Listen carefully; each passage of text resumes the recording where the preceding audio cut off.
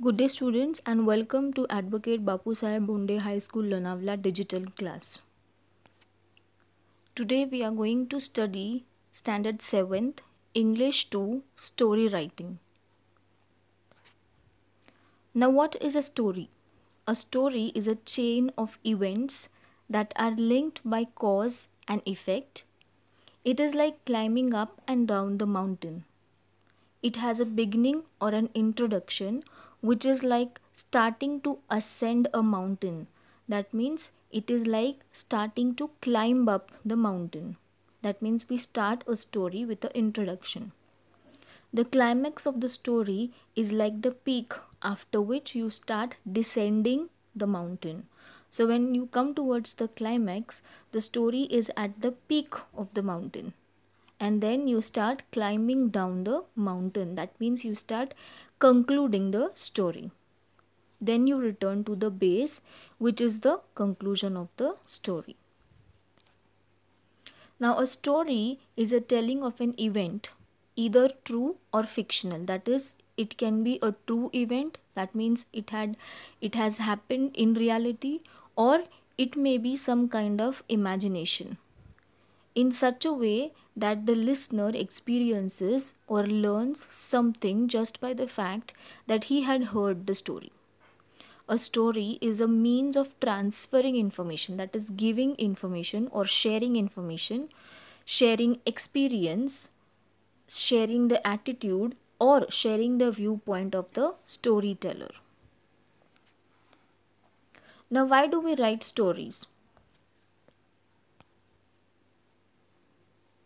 We write stories, or someone writes stories just as a hobbies. Someone writes story to become a good writer or a better writer. Some write story to express their thought, and some write stories to earn a living. That means they write the story, they get it print, and then they sell it so that they can earn money through it. Now, what is the purpose of a story?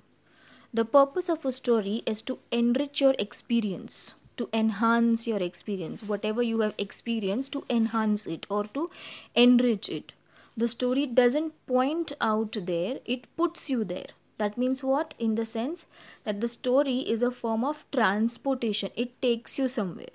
It lifts you from where you are reading and carries to you another time and another place. That means it takes to you in the imaginary world, or if the story is about the fact, it makes you imagine that fact. A good story must have the following things. First, it should have an interesting plot. That means it should have an interesting storyline or the events.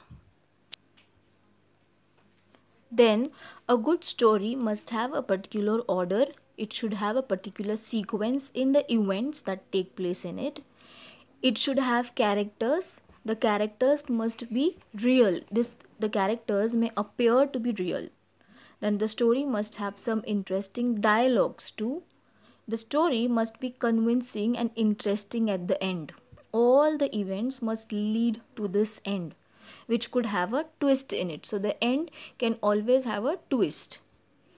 And the last and the most important thing is the good story must always have a good command of language. Now, you can write stories based on the given outline.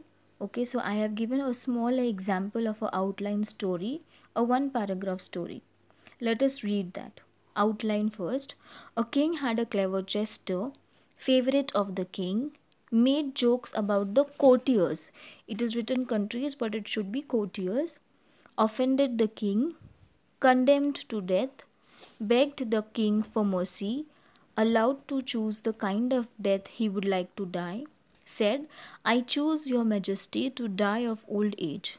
The king pleased, pardoned him. Now they have given the name to the story, The Clever Jester. Now we'll read the story. Once there lived a king who had a favorite jester at court. The king liked him very much, for he used to make the king roar with laughter at the jokes he made about the courtiers and sometimes even about the king himself. But one day he went too far and said something which made the king so furious that he shouted, "Rascal, you must die." The poor jester fell at the king's feet and begged for mercy. The king was moved to pity and said to the trembling jester, "Die, you must, but I can grant you one favor. You may choose the manner of death." The shrewd jester saw his chance, and bowing low before the king, he said, "Thank you, your majesty. I choose to die of old age." This witty answer so pleased the king that he pardoned the jester. So you saw that the outline was made into a beautiful one paragraph story.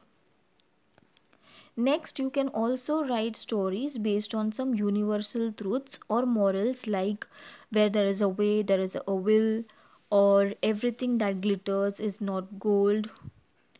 So I have given a small example of a moral: a stitch in time saves nine. Let us read that.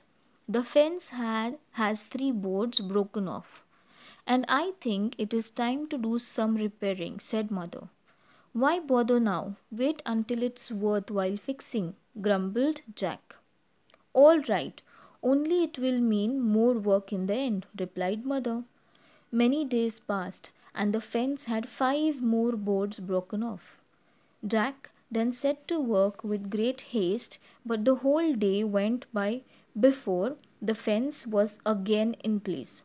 After the work was finished, Jack returned to the house, tired and weary from a long day's work. Well, mother, that time a stitch in time would have saved nine. So you see, a small one paragraph story is written on the moral or the truth, that is, a stitch in time saves nine. Then we can also write a story based on a picture. Now here a small picture of a house is given and a small story revolving around that picture is written. The name of the story is A House in the Woods. There is a house in the wood. The house is very good. Little mouse runs in the wood.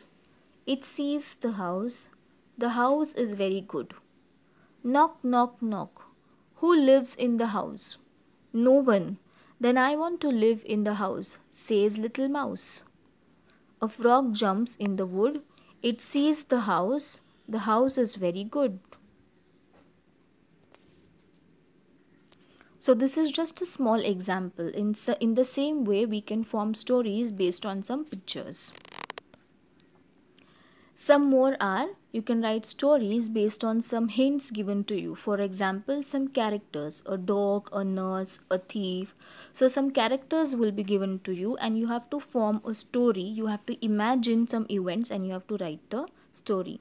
Next, you can write stories on an opening sentence. For example, he was taken to the holy place. That means you will write the story starting from this line. And you can also write the story based at the end sentence. That means an end sentence. For example, his wealth was gone the same way it had come. So you will end the story with this line. Now, an assignment is given to you. First, write the story based on the below given outline. So I have given you an outline and you have to write a story, one page story in your grammar notebooks. Second assignment, write a story based on the below given picture. So I have given you a small picture. You have to imagine a story, you have to imagine the events, and then you have to complete the story. So I hope you all might have understood the story writing. We will meet back again with a new topic. Till then, thank you and have a wonderful day.